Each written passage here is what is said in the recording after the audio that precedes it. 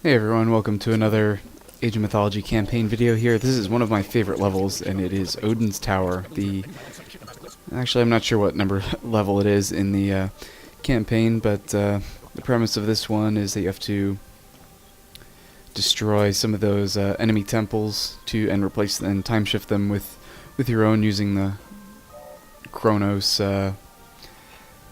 building shift feature or power or whatever you want to call it. And so for starters here, you're kind of on a little plateau up here on your own, and the forest there on the right gets forest fired in a little bit. But for now, I just wanted to build up some defenses. And generally, I play these campaign games kind of slow. You could probably play a little bit more quickly and rush the enemy, or try to beat them some other way. But I generally go for a slow build-up sort of gameplay, and just getting some villagers out here, a few archers for defense.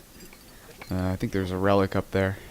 It's like line of sight for buildings or something like that. It's not great, but anyway, for this level, you can sort of brute force this level where there are sort of 3 areas you have to attack. Here comes that forest firepower, and only like maybe 8 guys come in. And there's Huskarls, but there are sort of 3 areas and 3 temples, 3 different enemies you can fight, and you can sort of brute force this where you travel to all the different areas and eliminate them, and then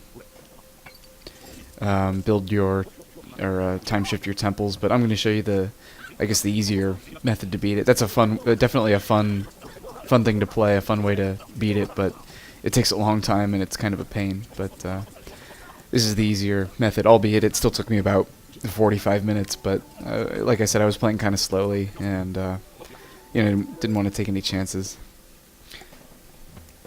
So just trying to keep my my unit count up here, and the Norse definitely excel against the Atlanteans because the Norse have with throwing axemen can just shred the Atlantean infantry, because Myrmios are kind of weak. I don't like them very much, but I just mass them up because they do have a little bit of speed to them, so they can get around. I think I'm building a temple over here. Oh no, that was just another barracks. Never mind. And getting that palace up first was a good way to jumpstart your defenses. I think I put up a few towers over there. I'm getting one up for starters, but I don't know how those guys got through somehow. But just let the town center take care of them. And what's nice about this level is you can actually get to the... Oh no, you can't actually get to the last stage. At least I don't think you can. Yeah, it's one frustrating thing about all the campaign levels is that generally you can't get to the 4th age. Yeah, I just saw it in the town center. You can't get to the last age, so you're kind of stuck in the heroic age with heroic age guys, and whatever. The Atlanteans don't have great siege. I mean, the destroyers are cool, but their fire siphons are awesome from the palace, but you can't get those until the last age anyway. So you're kind of stuck with destroyers for taking down buildings, because Myrmios are pretty horrible at taking out buildings. They're just weak and they don't have a great attack. But I'm trying to get those armor and attack upgrades, and trying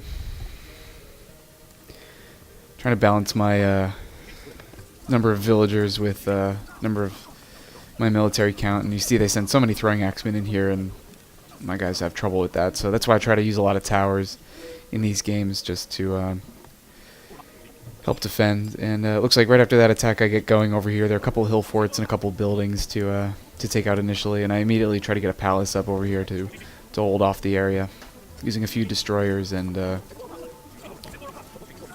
bunch of Myrmios. But the destroyers, just a few of them can take down a building, but you do have to be right up against it. So we've got some villagers up there, and this attack isn't going too well, but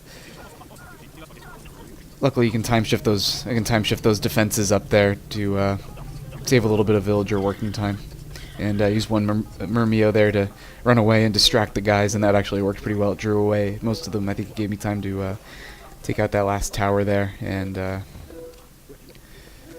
I realized they're all on their way back, and I delete that building foundation, and my villagers are wandering as usual. But I don't know how those guys got back there. They sort of surprised me, but Town Bell took care of that, and finally I put that wall up there to sort of quarantine off my economy. Gold gets a little bit scarce in the starting area, so there are a few mines up ahead, but and I used the vortex power there because I thought it was the implode power. I thought that would give me a little bit of a head start on taking them out, but yeah, it ended up being vortex, so I just sent all my entire military in to die. Getting a few distraction walls up here, just trying to replenish my numbers before the next attack comes in, but now I have a few a tower there and a few palaces, so my defenses are looking okay. And I think Castor is up there by the enemy town, so that's kind of unfortunate, but the that palace is doing a good job at distracting for now against those throwing axemen. And I think I'm at villager pop or villager max right now, and so I'm trying to get that I'll get that next town center up so I can make that my base of defenses. Time shifting that palace up again, which is convenient just from a villager working perspective. They can do other things while the palace moves up. And so the town center, obviously twofold. It'll help for population and also good defensive building. Can garrison guys inside.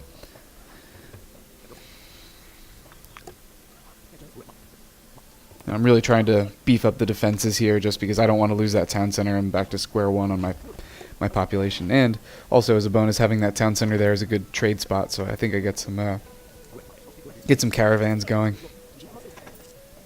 Or rather, it looks like I trade backwards towards my hometown center. So I don't know if that's good, bad, or indifferent, but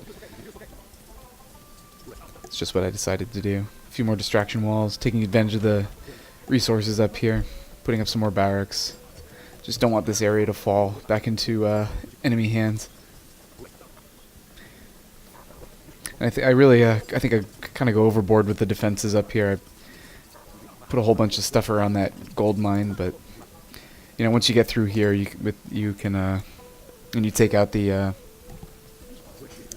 green guys, you can you're kind of sitting pretty. You can win the level from there.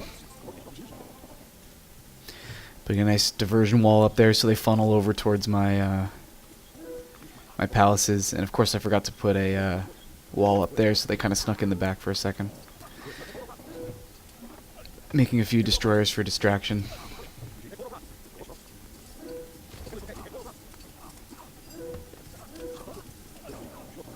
And I realized that attack isn't going too well, so I sent all my guys back. Just let the towers take care of them. And that palace up there isn't doing too well. I'm using some destroyers for defense, but looks like their main army comes over to attack me. So at this the town center, so get a little bit of a second there to build up that wall.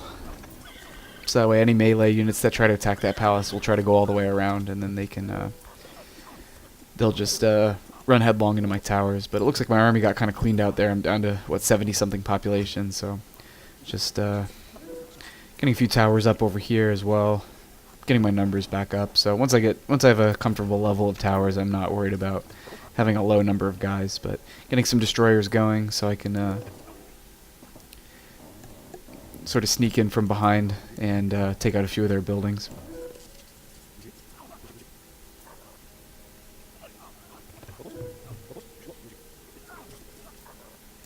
So I send those destroyers in. I think I just try to take out one or two barracks, and that relic over there behind those houses is the key to this level.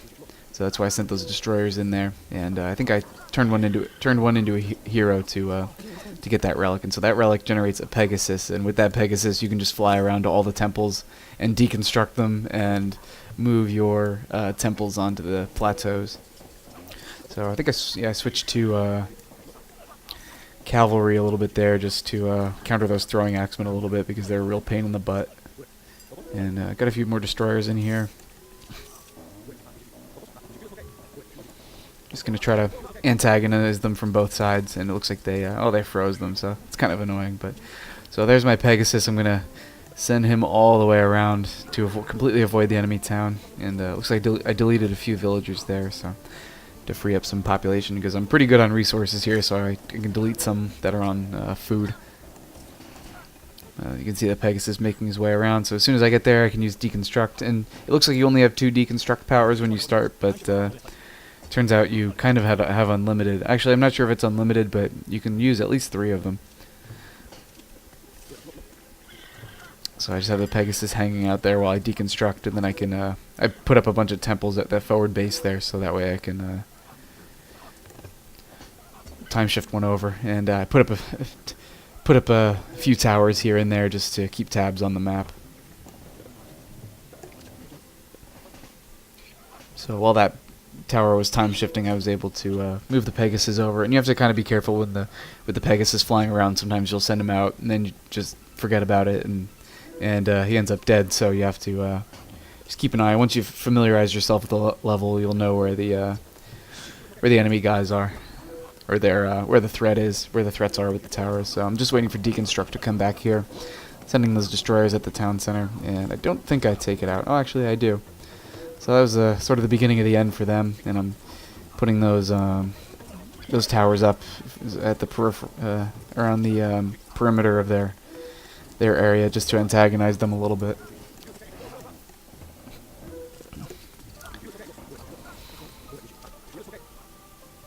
And now Deconstruct came back, so I can get on that temple there.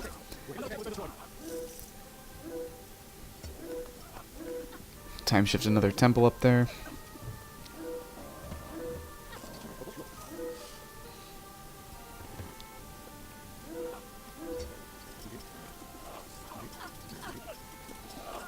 So now without that town center, it's sort of the beginning of the end for them. And they sent all their villagers out here. I'm not sure what they're doing, probably looking for resources, but all the while adding a few more towers onto around their area. And that temple actually got attacked a little bit while it was going up, so luckily it made it.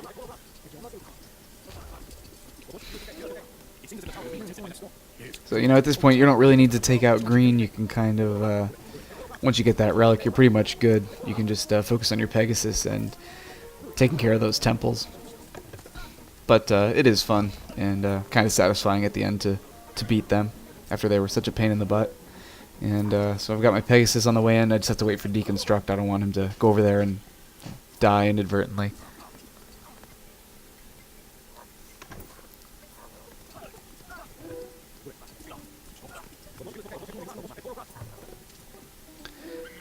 So now the Pegasus is ready for the final push there, and I try to put a tower up over there, but that gets taken out by that enemy tower, unfortunately.